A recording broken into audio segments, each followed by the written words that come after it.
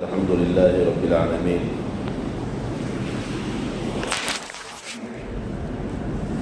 معزز ساتھیوں،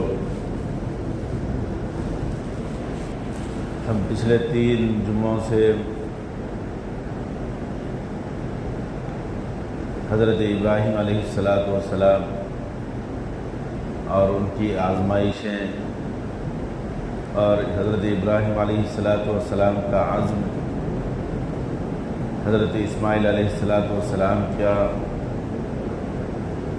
ادب و احترام اور حضرت حاجرہ رضی اللہ تعالیٰ عنہ کے مستحکم ارادے، اس سے متعلق ہم سن رہے تھے، کیونکہ یہ متبرک مہینہ ذی الحجہ کا مہینہ ہے اور اس میں ہمارا 5واں رکن جو اسلام کے 5 ارکان ہیں، اس میں سے 5واں رکن حج کی تکمیل کا موقع ہے۔ جو صاحب استطاعت ہے وہ اللہ کے دربار میں حاضر ہو کر اس کے گھر کے چکر لگا کر منا اور عرفات کے میدان میں جا کر صفا و مروہ کی سعی کر یہ فرائض کی تکمیل کرتے ہیں،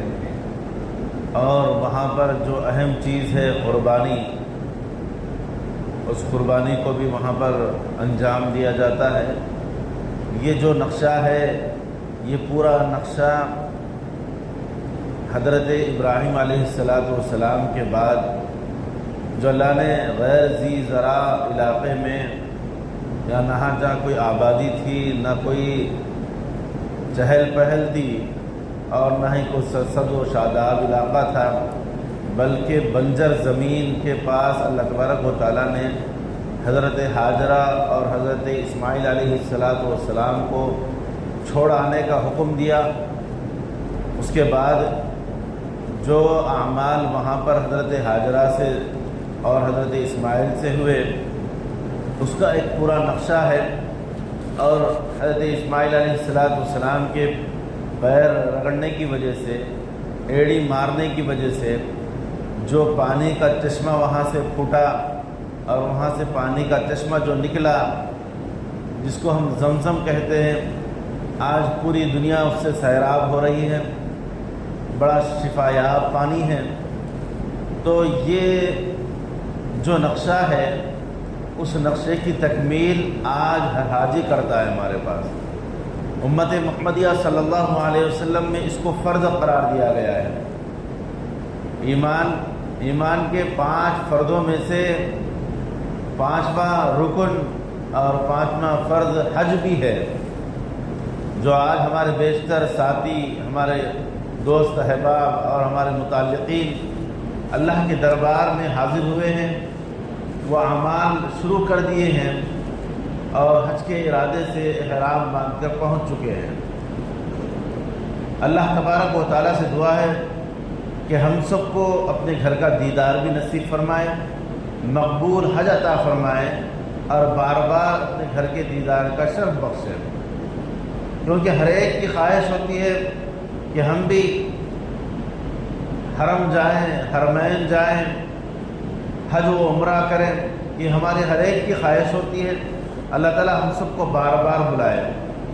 تو عزیز ساتھیوں، اللہ تعالیٰ نے حضرت ابراہیم علیہ السلام کی زندگی کا نچوڑ ان چیزوں کے اندر رکھا ہے کہ ایسی بڑی عمر کے اندر، جس عمر میں انسانیت ہار جاتی ہے، وہاں جب اولاد پیدا ہوتی ہے تو اللہ تعالیٰ فرماتے ہیں کہ اسے قربان کرو۔ پھر اللہ تعالیٰ شروع میں جب جوان ہوتے ہیں، جب 40 سال کی عمر ہو جاتی ہے، نبوت ملتی ہے حضرت ابراہیم علیہ السلام کو، تو اللہ تعالیٰ فرماتے ہیں کہ نمرود جیسا ظالم بادشاہ، اس کے سامنے اعلاء کلمت اللہ کا اعلان کیجئے، اس کو دین و اسلام کی دعوت دیجئے۔ اس کی پاداش میں حضرت ابراہیم علیہ السلام کو آگ میں ڈالا جاتا ہے، اور وہ ان چیزوں کو برداشت کرتے ہیں، اور اللہ تبارک و تعالیٰ آپ کو گلے گلزار فرماتے ہیں۔ پھر مراحل طے کرتے رہتے ہیں، یہاں تک کہ حضرت ابراہیم علیہ السلام کا وہ وقت آتا ہے کہ اللہ تبارک و تعالیٰ نے فرمایا اے ابراہیم اب تم وہ تمام امتحانات جو میں نے تم سے لیا، ایک تو کہ نمرود کے سامنے تم میرے ایمان اور مجھ پر ایمان لانے کی دعوت دینے کے متعلق کہ میرے علاوہ کسی کی عبادت یہ شرکی اعمال ہے، تو شرکیہ کام سے روکنے کا جو عمل آپ نے کیا، یہ پہلا امتحان تھا۔ تو پھر دوسرا امتحان کہ اللہ تبارک و تعالیٰ نے حضرت ابراہیم علیہ السلام سے لیا کہ وہ بڑی عمر میں جب حضرت ابراہیم علیہ السلام کو اولاد پیدا ہوئی تو اس کے تولد کے بعد اس کو ایسے مقام پر جہاں پر نہ کوئی آبادی، نہ کوئی چرند پرند، نہ کوئی سرسبز و شاداب علاقہ، بلکہ بنجر علاقے میں اللہ تبارک و تعالیٰ نے کہا کہ اس علاقے میں حضرت ہاجرہ کے ساتھ اسماعیل کو بھی چھوڑاؤ، یعنی ماں اور بیٹے کو وہاں پر چھوڑاؤ۔ یہ بڑی کتنی کٹھن بات ہوتی ہے، اندازہ لگائیے کہ ایسے علاقے میں جبکہ وہاں پر کوئی سروساز و سامان نہیں، ایسے علاقے میں اللہ کا حکم مان کر حضرت ابراہیم علیہ السلام نے عمل کیا، تو اللہ نے فرمایا کہ تم نے یہ امتحانات پر صرف محض میری حکم کی تکمیل کے خاطر یہ امتحانات کی تکمیل کیے ہیں۔ پھر تیسرا امتحان اتنا بڑا امتحان کہ ہم اس کا اندازہ نہیں لگا سکتے کہ اپنے جو لخت جگر نور نظر جو بڑی عمر کی حالت میں پیدا ہوا، جس کو حضرت ابراہیم خوب چاہتے بھی تھے اور اس پر آزمائش بھی گزر چکی تھی کہ اس کو ایسے جنگل پر چھوڑ کر آؤ جہاں پر نہ پانی، نہ کھانے کا کوئی انتظام، نہ کچھ نہ کیا، ایسے علاقے میں چھوڑ کر آؤ، تو اس کے اوپر بھی حضرت ابراہیم علیہ السلام مان گئے اور وہاں پر اپنے نور نظر لخت جگر بیٹے کو اور محبوب بیوی کو وہاں پر چھوڑ آئے۔ یہ مرحلہ طے ہوگا۔ تو اب تیسرا مرحلہ آیا کہ اے ابراہیم اب تم جو نور نظر تمہارا لخت جگر ہے جو چلنے لگا، کچھ بات کرنے لگا ہے، اب اس کو ذبح کرو، اب اس کو قربان کرو۔ تو ابراہیم علیہ السلام نے حکم الہی کی تکمیل کے لیے اپنے بیٹے کو ساتھ لے کر مقام نہر، جو آج حجاج کرام جا کر اپنی جانوروں کی قربانی کرتے ہیں، وہاں پر لے کر گئے اور جا کر وہاں پر ذبح کی جتنی شکلیں ہوتی ہیں جو گزشتہ بتائی گئی جمعہ میں کہ کیا کیا طریقے اختیار کیے گئے کہ حکم خداوندی ہے، اس میں کوئی کمی کوتاہی نہ ہو، اس میں کوئی دیر نہ ہو، اس کے لیے بیٹے نے بھی اپنے عزائم پیش کیے کہ ابا جان آپ میرے چہرے پر پٹی باندھ دیجئے، مجھے زمین کے بل لٹا دیجئے تاکہ آپ کا چہرہ میرے چہرے سے نہ ملے، پھر اسی طریقے سے آپ کی نگاہیں میرے جسم سے نہ ملے، لہذا آپ بھی اپنے آنکھوں پر پٹی باندھ۔ کیسے قربانی لوگوں نے دی تھی، کیونکہ یہ اللہ تعالیٰ نے امت محمدیہ کے اندر یہ تمام حالات اور واقعات سے کیا سبق دینا چاہتے ہیں۔ آج ہم دنیا کو ہر چیز سمجھ بیٹھے ہیں، حالانکہ اللہ تبارک و تعالیٰ نے فرمایا اعلموا انما الحیات الدنیا لعب و لہو و زینہ، اے لوگو تم جان لو کہ یہ دنیا لہو لعب ہے، یہ رنگ و روغن جو ہے یہ کھیل تماشا ہے، لہذا اس کے اندر مت پڑے بلکہ اللہ تبارک و تعالیٰ کی طرف رجوع ہو۔ اعلموا انما الحیات الدنیا لعب و لہو و زینہ وزینۃ وتفاخر بینکم وتکاثر فی الاموال والاولاد، اور تم اس زینت کے اندر پڑھ کر تم اپنے ایک دوسرے کے اوپر فخر کرتے ہو کہ میرے پاس اتنا مال ہے، میرے پاس اتنی اولاد ہے، حالانکہ اولاد جب محبوب تھی، جب اپنے محبوب بندے کو اللہ تبارک و تعالیٰ نے محبوب ایک لڑکا دیا تو فخر کرنے کے بجائے اللہ تبارک و تعالیٰ نے کہا کہ اس کو قربان کر دو۔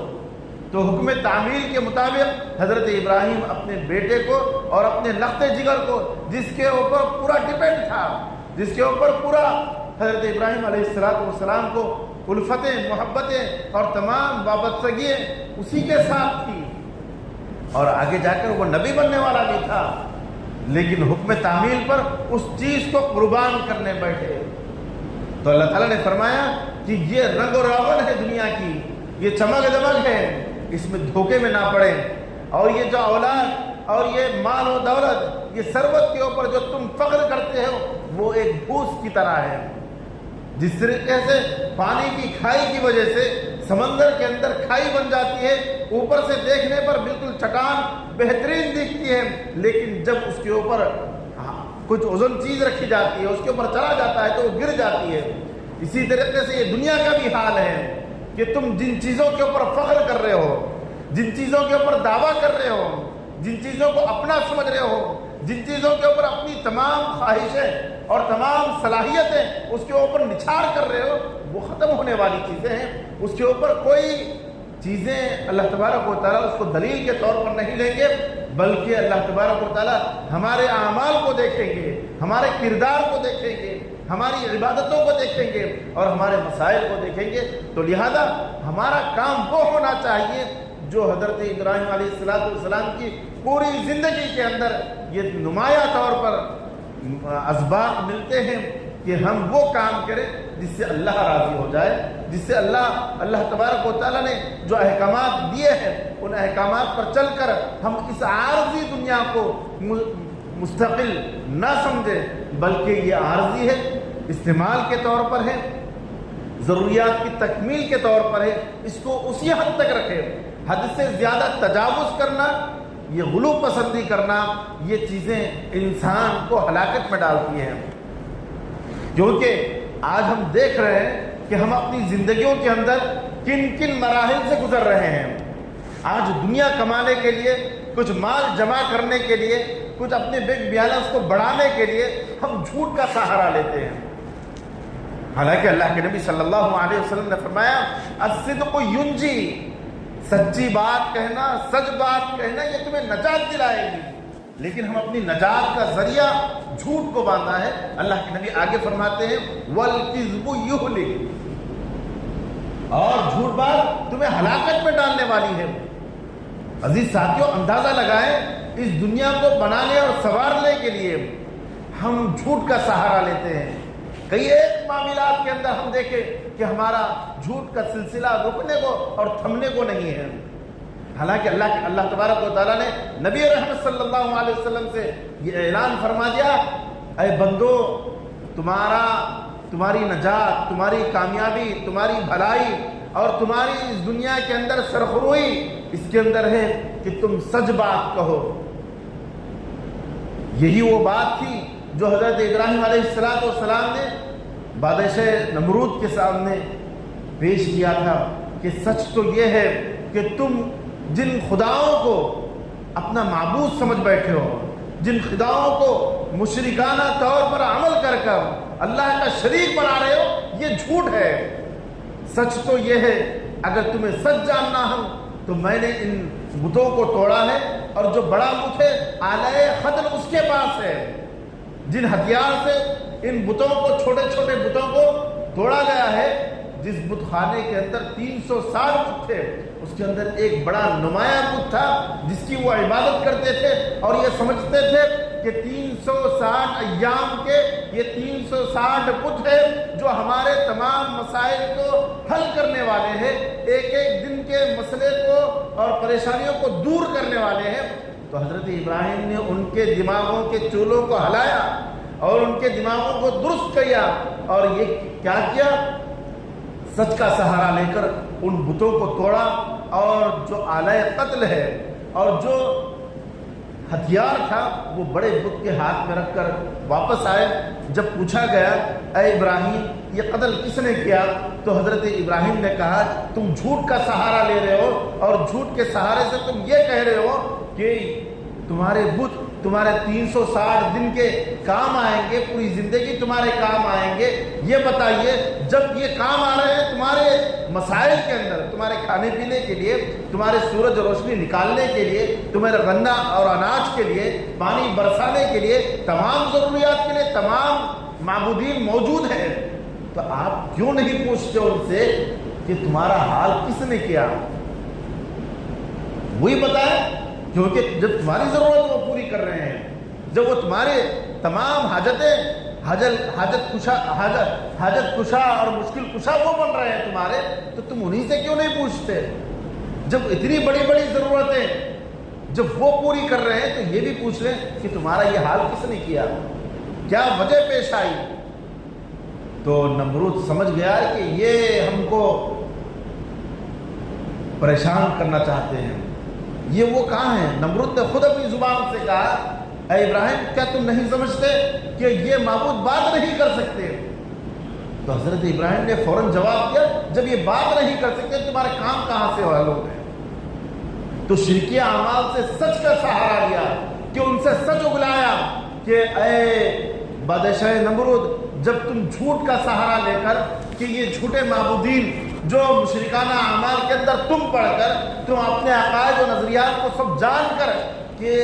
اگر میں ان چیزوں کی طرف اپنی قوم کو مائل نہیں کروں گا تو پھر قوم مجھ سے کٹ جائے گی، میری عبادت سے رک جائے گی، اس بہانے سے تم نے جھوٹ کا سہارا لیا اور پوری قوم کو برباد کر رہے ہو اور مشرکانہ اعمال کی طرف دھکیل رہے ہو۔ تو حضرت ابراہیم علیہ السلام نے وہاں پر سچ کا ثبوت دیا کہ سچ تو یہ ہے کہ یہ لوگ نہ اپنے اوپر بیٹھی ہوئی مکھی کو نہیں ہٹا سکتے تو تمہاری ضرورتیں کہاں سے پوری کریں گے؟ تو اللہ کے نبی صلی اللہ علیہ وسلم نے فرمایا الصدق ینجی، کہ سچائی نجات دلانے والی ہے۔ تو لہذا حضرت ابراہیم علیہ السلام سچ کا سہارا لیے تو اللہ تعالیٰ نے آگ جیسی خطرناک چیز سے حضرت ابراہیم کو نجات دیا، اور ایسی آگ جو 40 میل دور اور 40 میل چوڑی لمبی تھی، وہ اتنی خطرناک آگ سے اللہ تبارک و تعالیٰ نے حضرت ابراہیم علیہ السلام کو نجات دی۔ آج بھی ہم نجات پا سکتے ہیں، آج بھی ہم کامیاب ہو سکتے ہیں، آج بھی ہم اپنی زندگی کے اندر ایک نمایاں کارنامہ انجام دے سکتے ہیں۔ تو اس کے لیے ضروری ہے کہ ہم سچ کا سہارا لیں، ہم اپنے کاروبار کے اندر ہو، معاملات کے اندر ہو، یا اپنے لین دین کے اندر ہو، یا جتنے مسائل ہم سے گزر رہے ہیں، یا ہم نوکری کر رہے ہیں، یا ہم کاروبار کر رہے ہیں، تو ان تمام کے اندر دیکھیں کہ ہم اوقات کی پابندی کے ساتھ ساتھ ہم جو اناج بیچ رہے ہیں، جو ہم آفس جا رہے ہیں، یا ہم اسکول جا رہے ہیں، یا ہم کوئی ایسا کام کر رہے ہیں کہ جس کے اندر ہم جھوٹ کا تو سہارا نہیں لے رہے، ہم جا رہے ہیں ایک وقت پر اور کہہ رہے ہیں کہ فل وقت، تو ایسے کیسے ہو سکتا ہے؟ تو یہ سچ کا سہارا نہیں ہے، یہ جھوٹ ہے۔ اللہ کے نبی صلی اللہ علیہ وسلم نے فرمایا وَالْكِذْبُ يُهْلِكُ، اور جھوٹ تم کو ہلاکت کے اندر ڈال دے گی۔ تو لہذا عزیز ساتھیوں، ہم حضرت ابراہیم علیہ السلام کے ان واقعات سے اس بات کا سبق لیں کہ اللہ تبارک و تعالیٰ سچ کے اندر ایک طاقت رکھے ہیں اور ایک قوت دی ہے، تو اس طاقت اور قوت کو اللہ تبارک و تعالیٰ ہمیں اپنانا چاہتے ہیں کہ یہ دنیا بالکل تمہارے لیے صرف چمک دمک کی چیز ہے، اس کے اندر ملوث ہو کر فخر اور حسد اور آپس میں ایک دوسرے پر تفاخر کرنا یہ اسلامی نظریات سے بالکل کوسوں دور ہے، کیونکہ فخر و مباحث یہ ان لوگوں کی علامت ہے جو ایمان اور مسلمان نہیں ہیں، جو ایمان سے دور ہے اور اسلام سے دور ہے۔ بلکہ اسلام کے اندر اس بات کا ثبوت ملتا ہے کہ اگر تم فخر کرنا چاہتے ہو، تم حسد کرنا چاہتے ہو، تو ایک چیز ہے کہ تم اعمال نیک کاموں کے اندر، جیسے کہ حضرت شیخ زکریا رحمۃ اللہ علیہ فرماتے ہیں کہ ہماری عورتیں رمضان کے اندر تلاوت کرنے میں لامحالہ اپنے کام کرتے ہوئے، گھر کے کام کاج کے ساتھ روز کے 4-4 6-6 پارے اپنے تلاوت کیا کرتی تھی۔ تو وہ کیسے کرتی تھی؟ وہ ایک دوسرے کے اوپر تفاخر کرتے تھے کہ تم نے کہاں تک پڑھا اور میں یہاں تک پڑھی، لہذا وہ وہاں تک پڑھے، تو لہذا ایک دوسرے سے تقابل کیا کرتے تھے۔ تو اس کے اندر ایک دوسرے کو آگے بڑھنے کے لیے جو دینی امور ہوتے ہیں، دینی کام ہوتے ہیں، اس کے اندر تفاخر کیا جا سکتا ہے، لیکن اس کے علاوہ اولاد کی زیادتی کو بتانا، یا مال کی بڑھوتری کو بتانا، یا بین بیانس کو بتانا، یا جائیداد کو بتا کر ہم ایک دوسرے پر تفاخر کر رہے ہیں، یہ دنیا ختم ہونے والی ہے، یہ دنیا کی رنگ و روغنیں سب چیزیں ختم ہونے والی ہے۔ اسی لیے اللہ تبارک و تعالیٰ نے فرمایا اے لوگوں جان لو اعلموا انما الحیات الدنیا لعب ولہو وزینۃ وتفاخر بینکم وتکاثر فی الاموال والأولاد کمثل غیث اعجب الکفار ونباتہ ثم یہیج فتراہ مصفرا ثم یکون حطاما وفی الآخرۃ عذاب شدید ومغفرۃ من اللہ ورضوان۔ اللہ تبارک و تعالیٰ اسی وقت راضی ہوگا جب تم ان چیزوں کو چھوڑ کر اللہ تبارک و تعالیٰ کی طرف رجوع ہو اور حضرت ابراہیم علیہ السلام کے وہ کردار، وہ اسباق، وہ اعمال کو اپنا کر اپنی زندگی کو سدھارنا ہے۔ اور قربانی کا جو مشرب ہے وہ حضرت ابراہیم علیہ السلام کی سنت ہے، اور ہمارے امت محمدیہ کے اندر یہ واجب ہے ہمارے اوپر کہ ہم قربانی ادا کریں۔ جو صاحب استطاعت ہے، جو صاحب استطاعت ہے وہ قربانی کو ادا کریں، یہ واجب ہے ہمارے لیے۔ لیکن آج ہم معمولی بہانوں سے قربانی جیسی فرضیت کو ہم چھوڑ دیتے ہیں کہ ہمارے یہ جو اعتراضات کیے جاتے ہیں کہ قربانی کیوں کی جائے۔ ایک گھر میں اگر صاحب نصاب اگر متعدد لوگ ہو، ایک سے زیادہ، باپ بھی ہے، بیٹا بھی ہے کمانے والا، اور بیوی بھی ہے اس کو آمدنی آنے والی، تو ان سب کو علیحدہ علیحدہ قربانی کرنا ہے۔ لیکن گھر کے تمام فردوں کے بجائے صرف ایک فرد کی طرف سے قربانی ادا کرنا، صرف ایک فرد کی طرف سے ہی ادا ہوگی، سب کی طرف سے ادا نہیں ہوگی۔ تو قربانی دینا تو یہ جو صاحب استطاعت ہے، صاحب نصاب ہے، اس کے اوپر تو واجب ہے ہی۔ تو جو بندے اگر گھر میں متعدد ہے تو سب علیحدہ علیحدہ اپنی اپنی قربانی دے۔ پھر دوسری بات یہ ہے کہ ان ایام کی بڑی قدر ہے۔ اللہ تبارک و تعالیٰ نے ان ایام کو یہ جو 10 دن کے عشرہ ذی الحجہ ہے، پہلا عشرہ ذی الحجہ ہے، اس کی بہت بڑی قدر و قیمت رکھے ہیں۔ اس کے اندر ہم خالی نہ رہیں۔ ابھی 4 دن باقی ہے عید کے لیے، تو ہم ان ایام کے اندر تکبیر کہیں، تحلیل پڑھیں، تاکہ اللہ کی طرف زیادہ سے زیادہ ہم رجوع ہوں، کیونکہ اس کے اندر اعمال اللہ تبارک و تعالیٰ کو بہت پسند ہے، اور مستحب ہے کہ اس کے اندر پورے عشرے کے روزے رکھے جائیں۔ اور 9ویں ذی الحجہ کا جو عرفہ کا روزہ ہے، اس کے بارے میں نبی رحمت صلی اللہ علیہ وسلم نے فرمایا کہ جو بندہ 9ویں ذی الحجہ کا روزہ رکھتا ہے، اس کے اگلے اور پچھلے 2 سال کے گناہ معاف ہو جاتے ہیں۔ یعنی گزشتہ جو اس نے گناہ کیے ہیں، غلطیاں کیے ہیں، ان کی اللہ تبارک و تعالیٰ معافی فرما دیتے ہیں، اور آئندہ 1 سال کے بھی اس کے گناہ معاف ہو جاتے ہیں۔ تو لہذا ہم اس بات کا اہتمام کریں کہ 9ویں ذی الحجہ کا روزہ رکھیں۔ یہ سنت نبی رحمت صلی اللہ علیہ وسلم ہے۔ رکھنا تو یہ چاہیے تھا کہ پورے عشرے کے رکھیں، مسنون اور مستحب ہے، لیکن آخری 9ویں ذی الحجہ عید سے 1 دن پہلے کا روزہ رکھنا یہ بھی نبی رحمت صلی اللہ علیہ وسلم سے ثابت ہے، اور اس کی بڑی فضیلتیں ہیں۔ اور اس کے ساتھ ساتھ تکبیرات کا اہتمام کریں۔ تکبیر جو 9ویں ذی الحجہ کی فجر سے لے کر 13 ذی الحجہ کی عصر تک تکبیر کہنا، یہ واجب ہے ہر ایک کے لیے۔ ایک مرتبہ بآواز بلند مرد احباب کو اور خواتین آہستہ سے اپنے گھروں میں تکبیر کہنا، ایک مرتبہ کہنا واجب ہے۔ اللہ اکبر لا الہ الا اللہ واللہ اکبر وللہ الحمد۔ یہ تکبیر عمومی طور پر اس عشرے کے اندر ہم ورد کرتے رہیں، پڑھتے رہیں، لیکن 9ویں ذی الحجہ کی فجر سے بآواز بلند، اتنی بھی آواز نہیں کہ مسجد سے باہر جا رہی ہے اور اتنی بھی پست ہے کہ ایک دوسرے کو سنی بھی نہیں آ رہی ہے، بلکہ کچھ بلند آواز سے ہم تکبیر ایک مرتبہ کہنا واجب ہے، اور یہ ہر نماز میں کہنا ہے۔ 9، 10، 11، 12 اور 13 کی عصر تک، 13 ذی الحجہ کی عصر تک یہ تکبیرات کہنا ہر ایک کے اوپر واجب ہے۔ وہ مسافر رہو، بیمار رہو، چھوٹا رہو، بڑا رہو، مرد رہو، عورت رہو، ان سب کے لیے یہ تکبیر کہنا واجب ہے۔ مسافر کے اوپر بھی یہ واجب ہے۔ تو لہذا ہم اہتمام کے ساتھ ان ایام کی قدر بھی کریں، اور اس کے ساتھ ساتھ ان مسائل کو بھی جانیں کہ ہم کو ان ایام کے اندر کیا کرنا ہے۔ قربانی ہمارے اوپر واجب ہے یا نہیں، ان چیزوں کو معلوم بھی کریں، کیونکہ متعدد بندوں کے اوپر، متعدد افراد پر قربانی واجب ہوتی ہے، لیکن وہ اپنی زندگی ایسے ہی گزار رہے ہیں تو وہ یہ سمجھتا ہے کہ میں بالکل پاک ہوں، میرے لیے کوئی ضروری نہیں ہے، تو وہ اپنی زندگی یوں ہی گزار لیتے ہیں۔ تو ایسا نہیں ہوتا۔ جو بندہ قربانی نہیں دیتا، جس کے اوپر قربانی واجب ہے، اللہ کے نبی صلی اللہ علیہ وسلم نے فرمایا جو بندے کے اوپر قربانی واجب ہے اور قربانی نہ دے تو وہ ہماری عیدگاہ کی طرف نہ آئے۔ اتنی بڑی بات ہے، یعنی مسلمانوں کے عیدگاہ کو نہ آئے وہ شخص جو قربانی جس کے اوپر واجب ہونے کے بعد وہ قربانی نہ دے رہا ہو، نہیں دے رہا ہو۔ تو عزیز ساتھیوں، اہتمام کے ساتھ ہم اس بات کی فکر کریں کہ ہم گھر کے اگر 4 فرد ہیں اور 4 کے 4 بڑے ہیں،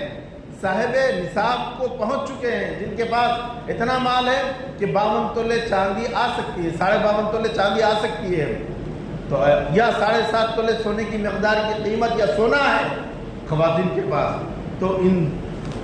مرد احباب ہو یا خواتین، ان سب کے پاس اگر یہ مال ہے یا یہ اشیاء ہے تو اس کے اوپر قربانی واجب ہے، قربانی دینا ضروری ہے، تو قربانی دیں۔ اگر ہمارے پاس چھوٹے بچے ہیں لیکن ان کے پاس ایسا بیلنس ہم بنا کر رکھے ہیں، تو لہذا جو ولی ہے یا باپ ہے تو اس کے اوپر ضروری ہے کہ وہ اپنے بیٹے کی جانب سے اس کے مال میں سے قربانی دے، یا اگر باپ صاحب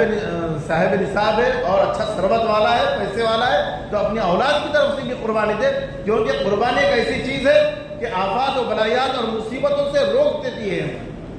جو بندہ قربانی جس کے نام سے دیتا ہے تو وہ آفات اور بلایات اور بیماریوں سے رکا رہتا ہے، تو اللہ تبارک و تعالیٰ شفقت فرماتے ہیں۔ اور قربانی اتنی بڑی فضیلت ہے کہ قربانی کا خون ذبح کرتے وقت جب بندہ ذبح کرتا ہے تو اس کا خون کا خطرہ زمین پر گرنے سے پہلے بندے کی مغفرت فرما دیتے ہیں۔ اور تو اور اللہ تبارک و تعالیٰ کو نہ کھال پہنچتی ہے، نہ گوشت پہنچتا ہے، نہ کچھ نہیں پہنچتی ہے، بلکہ ہمارا اخلاص پہنچتا ہے۔ یہ اعمال تو کرنا ہی ہے، لیکن اس کے ساتھ ساتھ اللہ کی رضا اور اللہ کی خوشنودی ہمارے دل میں ہونا چاہیے۔ ہم اللہ کی رضامندی کے لیے، اللہ کی خوشنودی حاصل کرنے کے لیے، دوسروں کو دکھانے کے لیے یا دوسروں کو بتانے کے لیے یا فقر و مباحث کے خاطر کہ اس نے 10,000 کا لایا تو میں 15,000 کا جانور لاؤں گا، میں انہیں اتنے 1000 کا بکرا لایا تو میں اس سے بڑا بکرا لاؤں گا، انہیں ایسے سنگ والا لایا تو میں اور بڑے سنگ والا لاؤں گا، یہ جو چیزیں ہیں یہ انسان کے اخلاق سے دور ہے۔ اس کی قربانی اللہ تبارک و تعالیٰ کے پاس ہمارے جانور کا نہ خون، نہ گوشت، نہ چاہ، نہ کوئی چیز نہیں پہنچتی، بلکہ پہنچنے والی کیا چیز ہے؟ وہ ہمارا اخلاص ہے۔ ایسا فربا جانور ہو جو 1 سال کا ہو بکروں میں سے، یا بڑا جانور لے رہے ہیں تو وہ 2 سال کے ہو، یہ چیز دیکھیں۔ ایسا نہیں کہ فخر مباحث ایک دوسرے کے اوپر تفاخر کرنے کے لیے ہم ایک دوسرے پر بڑے چڑھے جا رہے ہیں کہ وہ اتنے کا لایا تو میں اتنے کا لاؤں گا، بس دکھاوے کے لیے۔ یہ چیز پسند نہیں ہے، بلکہ ہم اللہ کی رضا کے لیے، اللہ کی خوشنودی کے لیے وہ کام کریں جو کام ہمیں کرنا ہے۔ تو لہذا ہم 2 چیزوں کا ابھی سے اہتمام کریں، زیادہ سے زیادہ تکبیرات، تحلیلات پڑھتے رہیں، اللہ اکبر اللہ اکبر، لا الہ الا اللہ واللہ اکبر اللہ اکبر وللہ الحمد۔ اس کا ورد ہم ہر وقت، صبح شام، دن رات، سوتے اٹھتے بیٹھتے ہم اس کا ورد کرتے رہیں۔ اور 9ویں ذی الحجہ سے ہم اہتمام کریں، ہر نماز میں بآواز بلند 1 مرتبہ کہنا تو واجب ہے، اور 9ویں ذی الحجہ کا روزہ رکھنا مسنون ہے اور اس کی بڑی فضیلت ہے، لہذا ہر بندہ جو رکھ سکتا ہے روزہ وہ خود بھی اہتمام کرے اور اپنے گھر والوں کو بھی اہتمام کرائے اور دعاؤں کا بھی اہتمام کرے۔ اللہ تبارک و تعالیٰ ان ایام کو بڑی خصوصیت رکھی ہے ان ایام کے اندر، لہذا اپنے لیے، اپنے اہل خانہ کے لیے دعائیں کریں۔ پھر عید کے لیے جب جائیں تو اس سے پہلے ہم قربانی دے سکتے ہیں تو قربانی کا جانور دیکھ لیں، خرید لیں یا رکھ لیں، تاکہ کچھ احساس ہمارے دل میں بھی ہو، تاکہ جو جانور ہے اس جانور کی الفت ہمارے پاس بھی ہو کہ کاٹتے وقت کچھ ہمارے دل میں اس کے لیے محبت کا شوشہ جاگ جائے، تاکہ اخلاص کے ساتھ قربانی ہو اور نام و نمود، دکھاوا اور شہرت سے ہم باز رہیں۔ اللہ تبارک و تعالی ہم سب کو ان باتوں پر عمل کرنے کی توفیق نصیب فرمائیں، آمین۔ وما علینا الا البلاغ۔ جو احباب سنت نے پڑھ سنت